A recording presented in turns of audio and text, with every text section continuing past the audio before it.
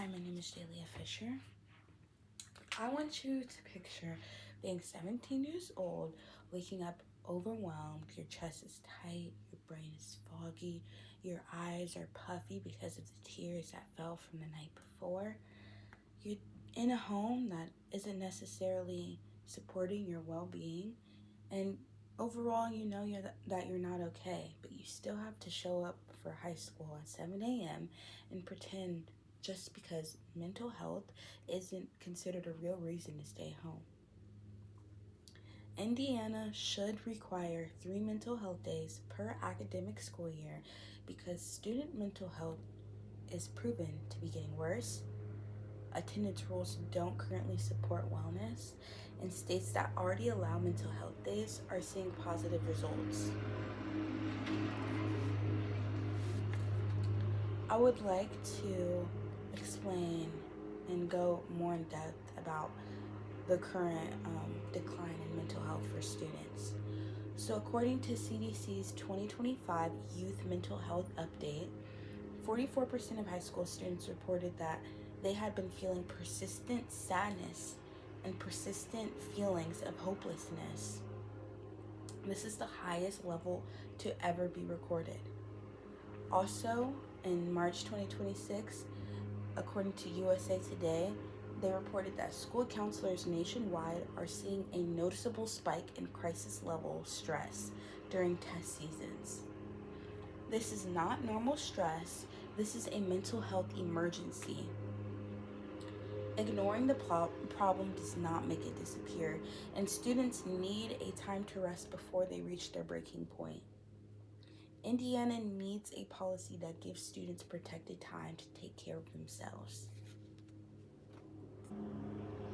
When students struggle, attendance rules don't support them. It is very strict and they don't allow for students to be able to have any kind of wiggle room.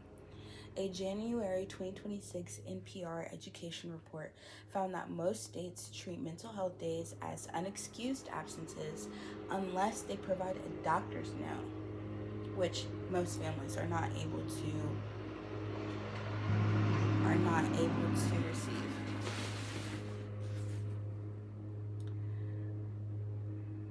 According to April 2026 Indianapolis Star investigation, Indiana schools reported that rising absenteeism is tied to student burnout.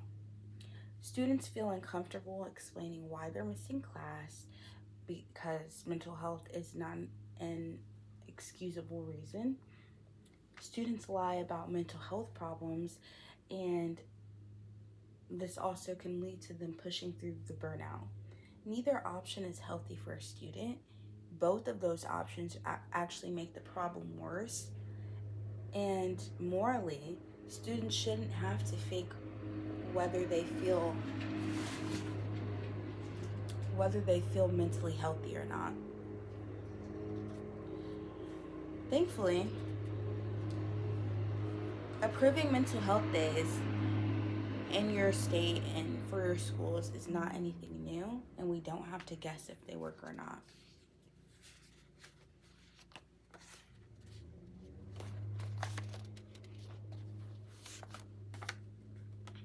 A 2025 Washington Post analysis shows that states like Oregon, Utah, and Illinois saw better communication between students and staff and provided early intervention for struggling teens thanks to mental health days.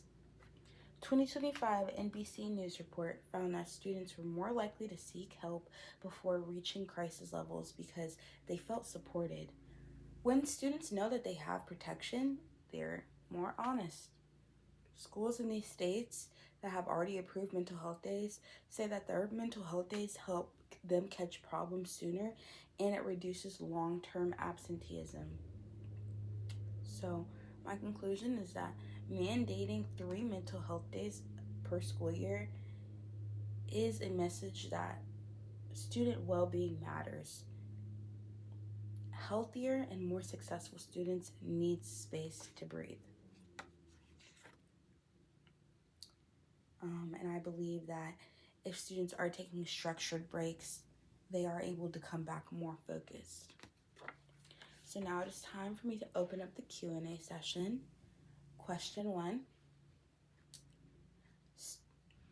Would students use their mental health days to just skip school? What if they abuse mental health days? My answer to that is that when we look at reports like the 2025 Washington Post analysis, it states that already allow mental health days haven't seen any kind of major abuse. They've been able to prove that when students feel trusted, they're less likely to hide what's going on with them. Question 2. How should schools track them? My answer would be it would work like any other excused absence. Parents and students would report it, then schools would mark it as a mental health day. It's simple and it keeps the process accessible for all families. Question number 3, what if it hurts academic performance? Research actually shows the opposite. Burnout leads to worse grades. 2026 USA Today reports highlighted that students who take structured breaks come back more focused. Question number 4, why just 3 days? I believe 3 days is a good time because it's a balanced number. It gives students support without disrupting their learning, and also that states that already allow mental health days recommend 3 to 5 days as a sweet spot. Thank you so much for taking the time to listen to what I have to say.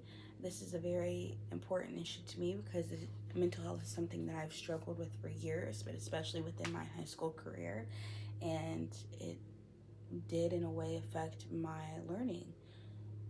So I hope that you're able to sit with this information and do some more research about it, figure out where you stand within this issue, and move accordingly.